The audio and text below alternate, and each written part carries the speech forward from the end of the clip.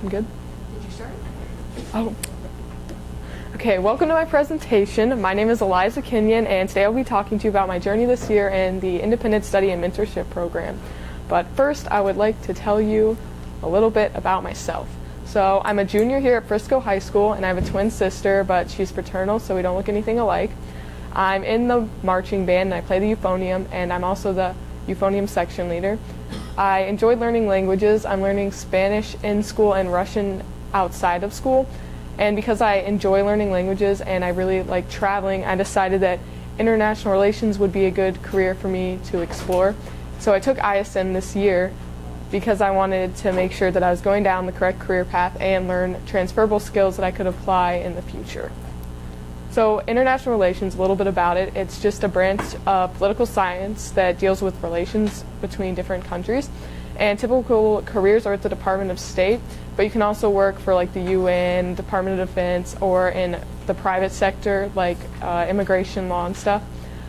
But I decided after doing some research that the Department of State looked the most interesting because that's foreign service officers, diplomats, and that looked like a lot of fun. So one of my assessments was over careers in the foreign service, and there's 5 main tracks, so I just kind of want to outline them. They're consular officer, and that's immigration matters, visas, passports. Economic officer is business, and looking for places that American businesses would thrive in different countries. Management officers run embassies and consulates, and they also manage real estate. Political officer, which to me looks the most interesting, would just be advising the U.S. government on how best to act in the foreign country. And then public diplomacy officer is working with the media just to make America look good, basically.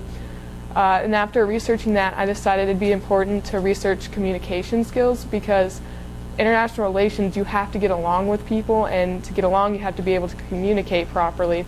And there's a lot of different ways that people in different countries communicate.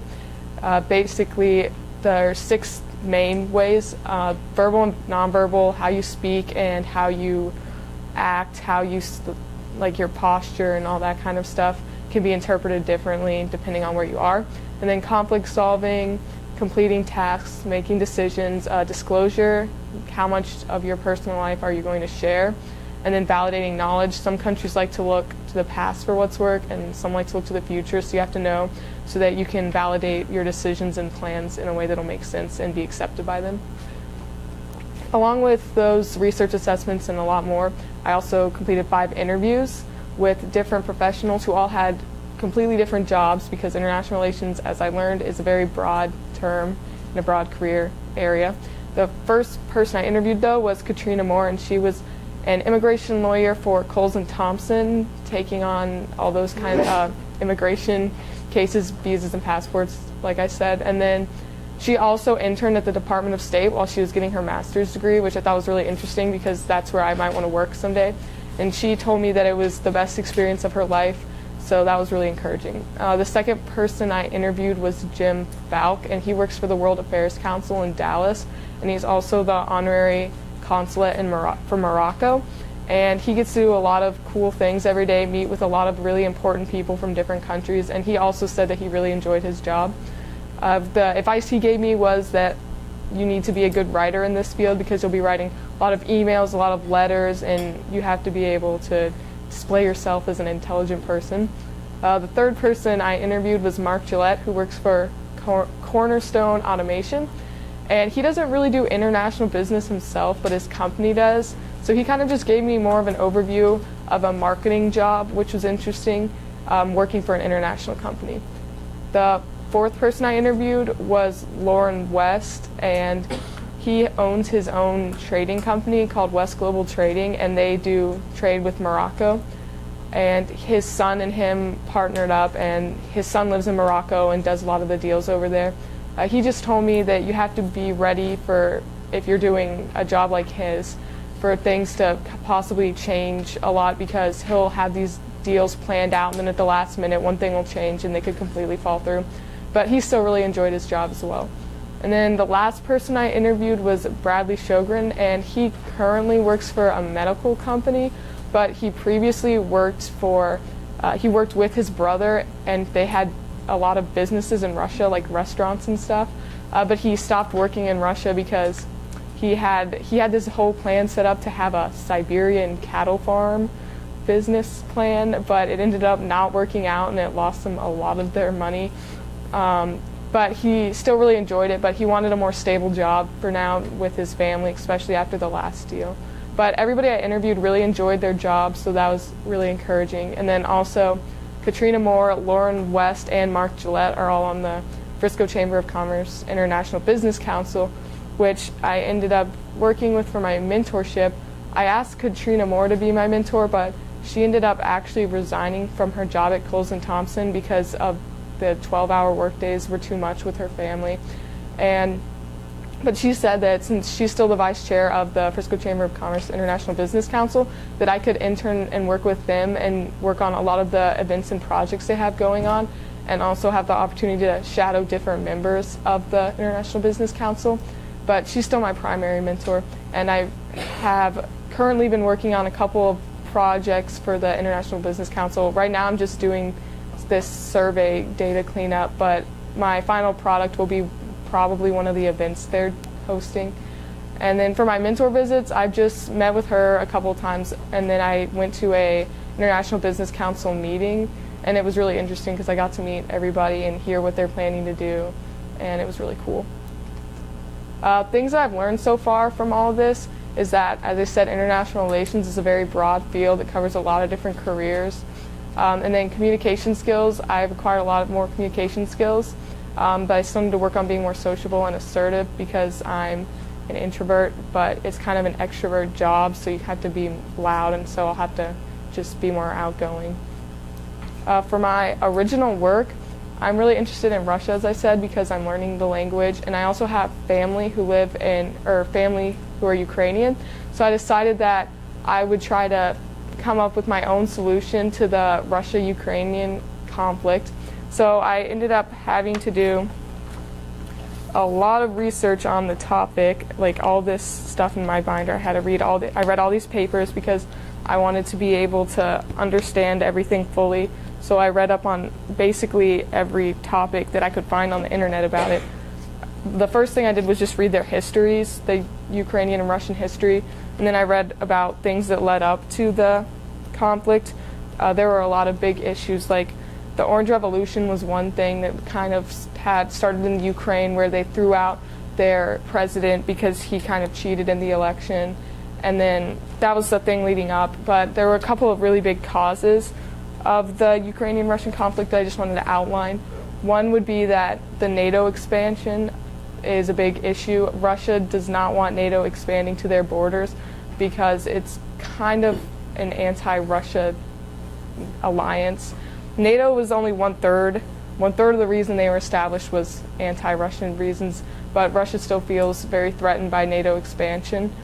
And also, another big issue was that the Ukrainian president was kind of overthrown unfairly recently. His name was Viktor Yanukovych, and he was actually he was overthrown twice. He was overthrown first in the Orange Revolution, then he got elected again fairly, which I thought was weird. But then they threw him out again because he was too pro-Russian.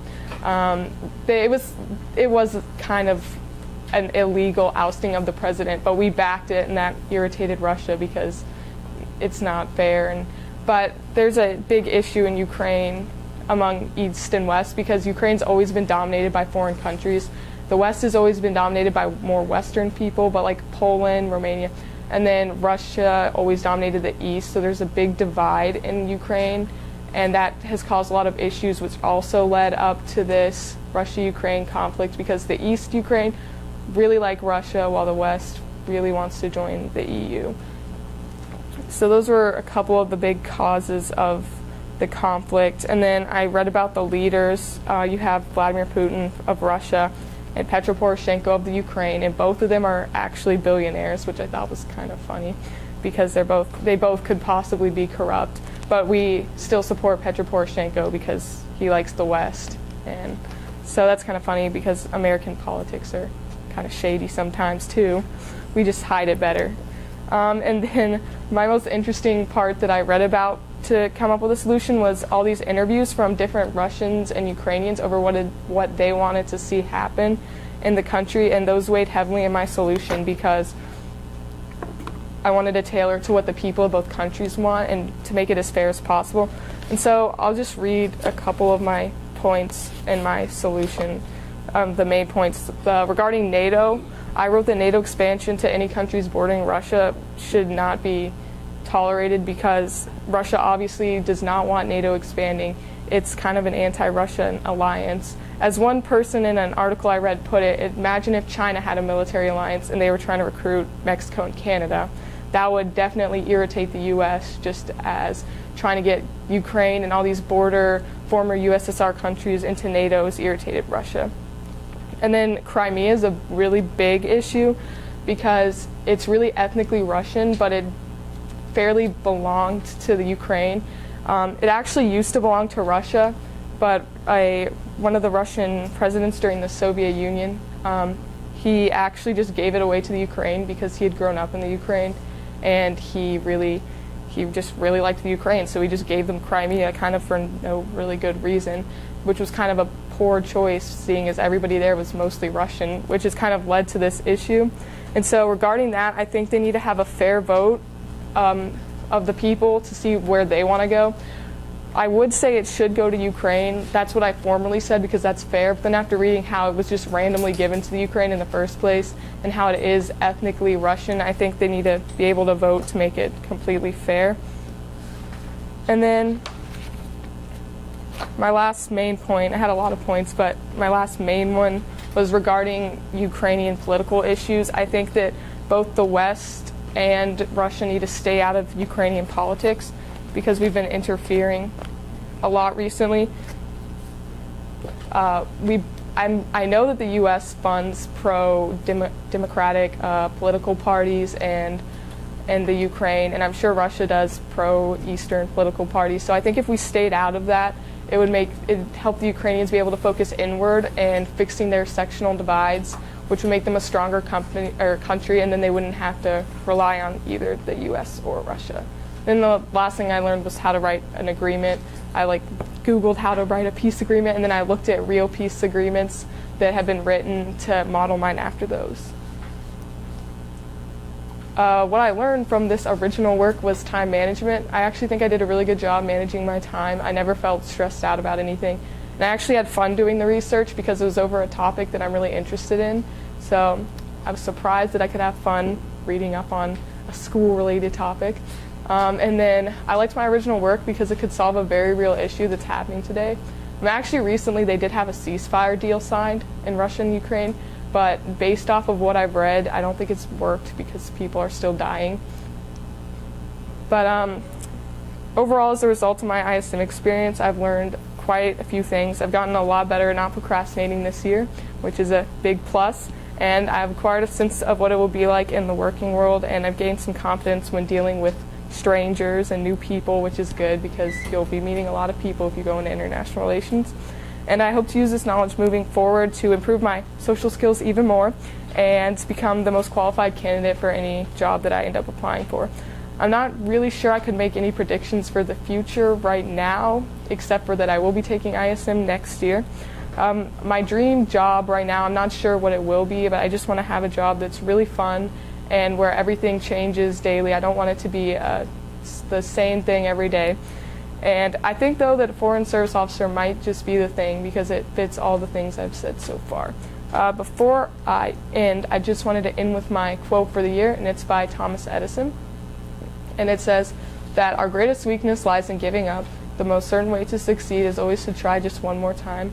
And I really like this quote because I think that it's important to never give up on anything you do or try, because in the end, all the extra work you put into it and all the extra time will be worth it, plus more since you've put in all that work. So, thank you for coming to my presentation.